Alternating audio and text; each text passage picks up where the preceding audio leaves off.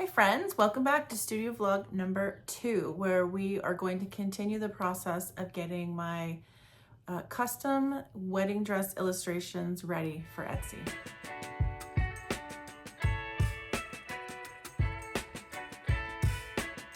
So we have a lot of stuff to show you today. There's a lot of steps involved in getting these listings ready to be listed on Etsy. And I want to walk you through all the steps that I took to get there. So I just wanted to show you what I was doing here. I don't use Photoshop. I don't have I don't pay for Photoshop or anything right now. And I do use the Procreate app to do all my drawings on. So I have saved a couple of my dress drawings. And what I've done is I've uploaded into Canva. And what I use is I actually use Canva to edit a lot of my things because you can do a lot with Canva to edit your artwork. Then you don't actually, like I've been able to not use Photoshop. Maybe it would be easy if I learned how to do it, but I have so many devices right now. But I've found a way to actually edit things for like color and everything else in Canva.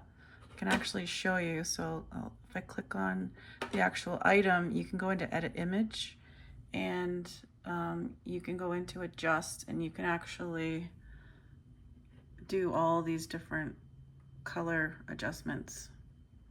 There's a lot of things you can do to edit the photos, which is amazing. And then you can also do like cropping in here, and then you can do effects as well. But once I discovered that you can actually edit coloring in here, because I can't do that with my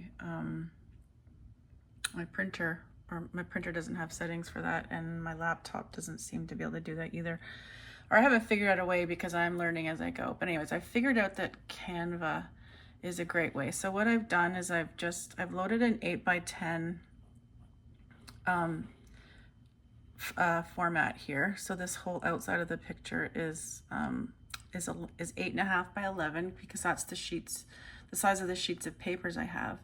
And then what I've done is I've added the image on top in an 8x10, the size of that. So that will print out on the 8.5 by 11, and then I can trim it up from there. And I find it's easiest for me to line it up with the corner, because that way I can just trim off two sides instead of putting it in square in the middle. Then I need to figure out how to trim off all the sides. Maybe this isn't the most professional way, but this is how I find works for me the best. And I've been doing some samples of other artwork like this.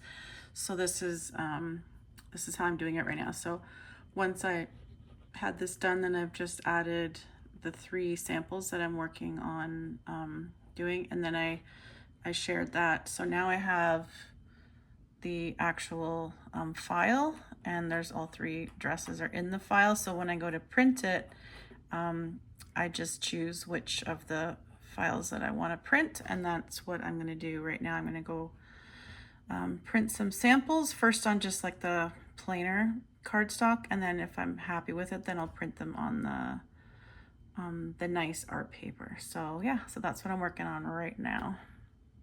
Okay, I'm going to show you my printer and how I make my art prints. So, okay, this is my printer, my little print station. Everything's a disaster here. But this is the printer that I'm using, and it is the Epson, sorry, it's in shadow, but the Epson ET 15000. And I think it's more of an office type printer, but it is wide format, and it prints 13 by 19 sheets of paper, which is these giant sheets, because I wanted to be able to print all my art, my own like larger size, like 11 by 14s, and I can do up to 13 by 19 if I want, but I just wanted to offer like 8 by 10 and 11 by 14. So this is the printer that I ended up getting. So far it's worked pretty well. Once I've figured out how to color correct my pictures, I've gotten all of this paper. So I got this paper just to test on because it's a bit cheaper, And it's just, I don't know, it's off Amazon. It was just a cheaper large format so that I could do test prints on. And then this is the fine art paper that I will use for all of the professional prints.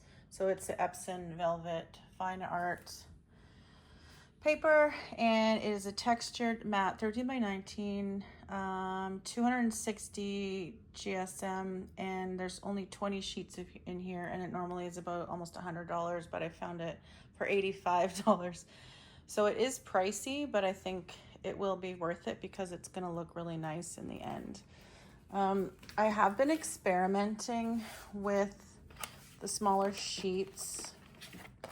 I can show you.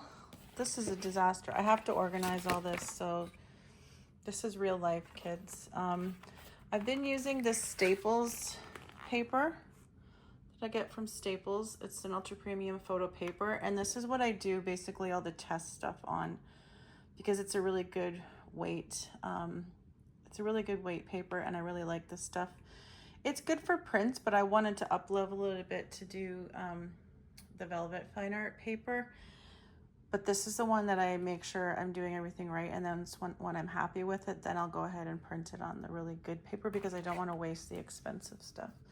So this is what I've just been using to do my test prints with. With this stuff, you have to feed it one by one into the back of the printer. So that's gonna go in there. I have to fix it. So the heavier paper does feed from the back, and you can only do one sheet at a time. So that's kind of one of the drawbacks of this. But I like this one because it has the eco tank. So you can just refill the tanks, and this should last a long time and be a little more cost effective. It's more expensive up front, but I think you save in ink cartridges over time, and it's better for the environment because you're not buying all those individual cartridges. So the eco tank plus the size of the wide format is why I end up going with this printer. There's tons of other good printers, and if you want to only do like 8.5 by 11 size or smaller, then there's a lot of really good inexpensive printers that you can get that do really great job printing. Just go on YouTube even and just look at what everybody has to say. That's how I researched mine. That's how I figured out what I wanted to use. But that's what I'm using, so that's what I'm going to try printing my samples on today.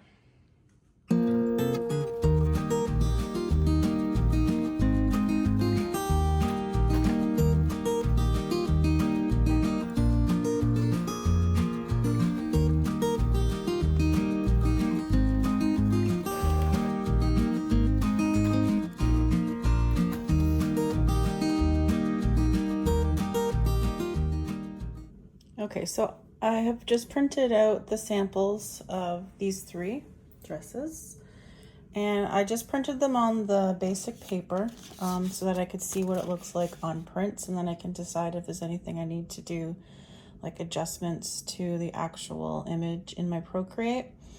And then once I think that they look great, that's when I will go ahead and print them on the fine art paper. So when I look at this one, I see, so this is supposed to be like a sheer dress with lace on it, and you can see the mannequin underneath because in real life it would be sheer and you would be able to see their legs, I think. But I think what I'm gonna go do, it turned out really nice actually. See the lace detail? I love drawing the lace, it was really fun. But I think what I'll do is I'll delete and erase all of the mannequin stand that you can see underneath it because I don't think it translates as well. I think it would just look prettier and less distracting if you don't see the mannequin stand underneath. I don't know.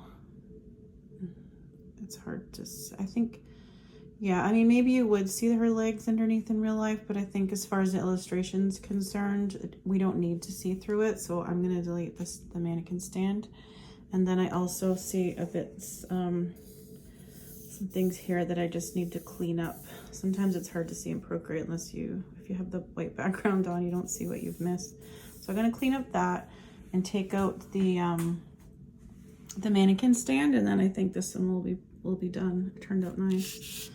And this one here, I added arms to this one because she's got sleeves, which is nice. And I think the detail of the lace turned out really pretty. But what I think I want to do is add some white highlights to the fabric in the dress, because I think that's something I forgot to do, was add a little bit of highlight to the folds of her skirt part. So I'm going to add those in, and then I think that one is good. And then this one here, sorry, the shadow. This was actually my wedding dress back in the day. Yes, I'm divorced now, but this was my wedding dress. It was nice because it was just like, it hit just above the ankle, which was really pretty, and it was a really full skirt. I think it turned out really pretty, and it was more of a creamy color, so you can see compared to that one. That looks gray because I had to put the white lace had to show, so I had to make it look a little bit darker for the lace to show up. This dress was actually more of a creamy color. You can kind of see it close up. You can see my style. It is very illustrative. Like, it's not neat and tidy. I like having the crazy sketchy lines in it, but then have a bit of detail. So this one I think is pretty good, and I don't think I need to add anything, except that I was going to add the bouquet and the shoes to this one. So I did the bouquet and I haven't drawn the shoes yet, so maybe I will wait till I do that, and then I'll reprint it again with the bouquet and the shoes, because I want to show the options to add a bouquet and a shoes as an add-on in the illustration in case people want that. So overall, I'm pretty happy with them. So I'll just make those updates and then I'll reprint, and then when they're done, I'll print them on the fine art paper, and I'm gonna do, I think 2 of them I'll do in an 8x10, and then 1 of them I will pick to do an 11x14.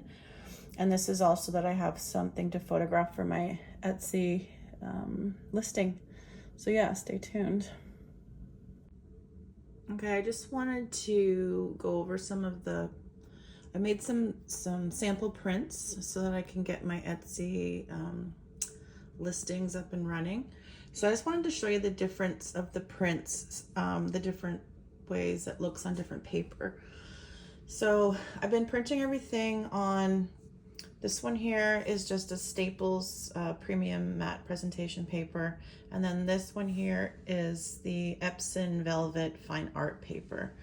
So I'm gonna be offering it in 2 different papers. This one is a lot more expensive, but it has a really beautiful fine art, almost original illustration feel to it. So it just depends on people's budget and also what they're looking for. You can see that this one is a whiter, brighter white, and this has a more creamy color to it. But I just wanted to show you what the details of it looks like a bit closer up. You can see the detail on the plain white. It still looks really nice and it's crisp. I don't know if this focuses well, but you can still see the detail, and it still looks really pretty. But if I go over to the Velvet Fine Art paper, you can see like the details are still really beautiful, and then just the quality of the paper and the illustration I think looks really nice as well. I just wanted to show you what that looked like. So that's a bit of a close-up detail of the difference of what it looks like on different papers. I think it's a bit dark in here. Sorry, I'm just using natural light from my window. But you can see, so that's the first sample that I have. Oops. And then I've done this dress, and I'm going to be adding the options of adding shoes and a bouquet. So that's the difference in the illustration with and without the add-ons. So you can do it with or without. And then again, you can see the difference in the premium matte presentation versus the Epson, the fine art paper. I just think it looks very pretty. This is also nice, but again, it's a bit of a different look.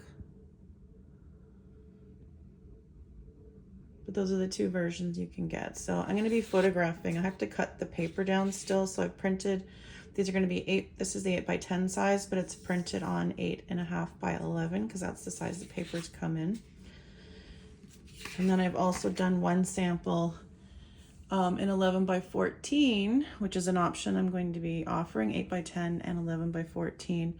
And it's printed on, if you can see it, out the 13 by 19 paper. So this is the first time I've actually printed with the 13 by 19. So that was my sample. And I even screwed it up the first time. I didn't even format it right, and it printed it in the 8 by 10. So actually printed it really small. So I had to figure out and learn, it took me like an hour to figure out actually how to print it in 13 by 19. But I figured it out and I got it. So this is the version of I'm gonna offer it in, if you have a front and a back view that you wanna see, that will be another option. So again, this is on the matte presentation, and then I did the large sample on the fine art paper. Ooh, that's very close up. But you can see the detail on this one. I really love drawing the lace. I feel like it's almost like Zen doodling for me. Like it's very meditative. I really enjoyed drawing these. So I think that's going to be a great, yes, I know custom work. A lot of you have mentioned in the comments on past videos, like, be careful custom because people will always complain about something. And, you know, working in customer service for years, I get that too. But, you know, I'm just going to see how it goes. I'm going to try it. And if it works out well, I continue doing it. If it's something that becomes a pain in my ass, then look to see what else I can do or adjust it in some way that alleviates any of the issues that I come up with. So today I have to cut these all to the right size, and then I'm going to do some photographs and hopefully get my Etsy listing live today so that I can start advertising my custom illustrations. So we'll see how that goes. Okay, I just wanted to show you guys that I did manage to frame, like cut down and frame the prints that I made. And I put them in some really pretty frames. So this one has a nice linen mat with a metal frame.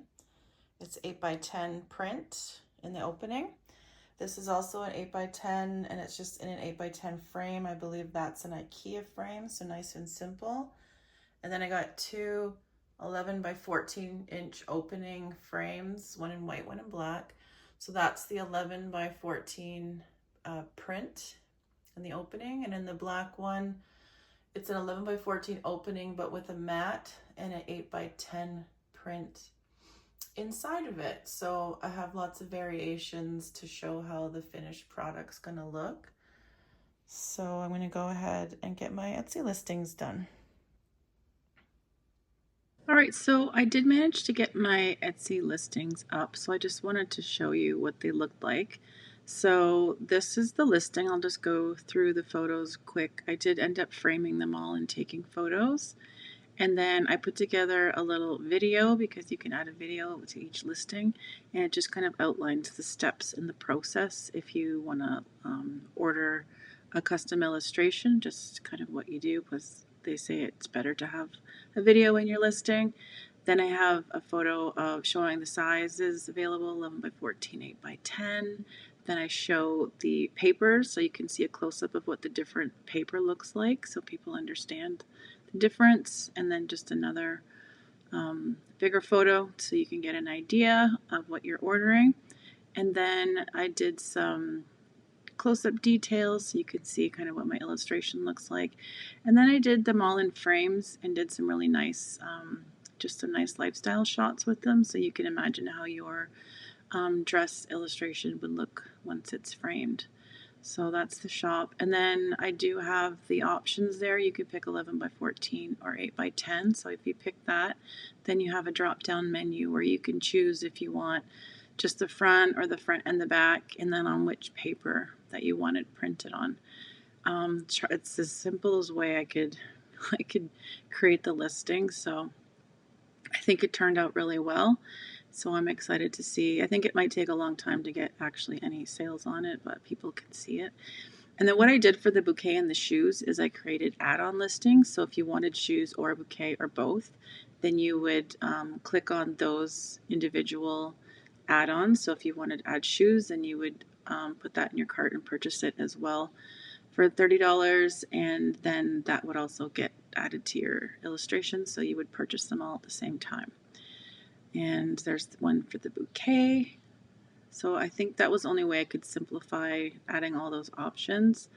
But that's what they look like. And I did just another version of the listing, but I changed the front a thumbnail to the dress with the two views, just so people could see there's another option. And yes, I still have all my old abstract stuff in the shop, but eventually I'll probably take those out as I add more fashion illustration.